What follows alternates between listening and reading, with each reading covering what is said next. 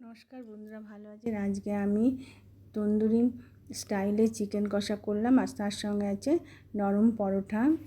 এখানে চিকেনটাকে আমি খুব ভালো করে মেখে নেব। এখানে আমি অল্প রিফাইন তেল দিলাম, আদা রসুনের পেস্ট, নুন, হলুদ, লঙ্কার গুঁড়ো আর ভাজা মশলা দিয়ে দিলাম। এখানে কাশ্মীরি লঙ্কার গুঁড়ো দিলাম আর লেবু দিয়ে ভালো করে আমি এখানটা মেখে নেব। অনেকক্ষণ ধরে চিকেনটাকে মাখতে হবে। এরপর আমি এর মধ্যে কিছুটা টক দই দিয়ে দেব, দিয়ে আরও কিছুক্ষণ ধরে মেখে আমি অনেকক্ষণ রেখে দেব। এবার আমি কড়াইতে সাদা তেল দিয়ে দিলাম, এর মধ্যে এবার চিকেনগুলো সব দিয়ে দেব।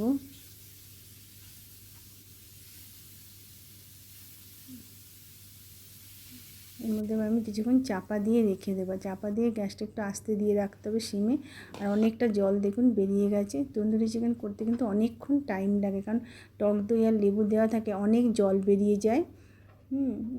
তন্দুরি চিকেনটা করতে আধ ঘন্টারও বেশি সময় আমাদের লেগে যায়। এখানে দেখুন প্রচুর জল বেরিয়েছে। এইভাবে আমাকে বারবার নাড়াচাড়া করতে হবে আর ঢেকে রাখতে হবে। এখানে আমি ময়দাটা মেখে নিলাম। ময়দায় নুন, চিনি আর রিফাইন তেল দিলাম আর কিছুটা টক দই দিয়ে খুব ভালো করে আমি ময়দাটাকে মেখে নেব। আর অল্প অল্প জল দিয়ে সুন্দর করে ময়দা একটা ডো বানিয়ে নেব। এখানে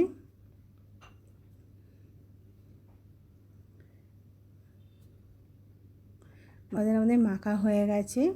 উপরে একটু তেল দিয়ে আমি এটাকে ভালো করে আর মিক্স করে আরও কিছুক্ষণ রেখে দেব। তাহলে পরোটাগুলো খুব নরম আর খুব সুন্দর হবে খেতে।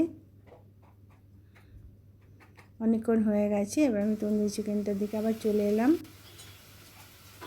দেখুন তন্দুরি চিকেনটা হয়ে এসছে, কিন্তু এখনও অনেকক্ষণ করতে, পুরো জলটা শুকিয়ে গেছে, কিন্তু এখনও এর মধ্যে অনেকক্ষণ ভাজতে হবে। এর মধ্যে আমি কিছুটা বাটার দিয়ে দিলাম।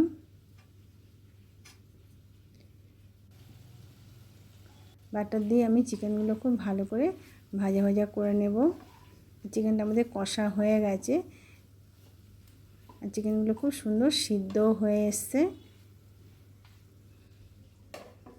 আরও কিছুক্ষণ আমি চাপা দিয়ে রেখে দিলাম। দেখুন চিকেন দিয়ে অনেক তেলও ছেড়ে দিয়েছে আর কালারটাও চলে এসছে চিকেনের।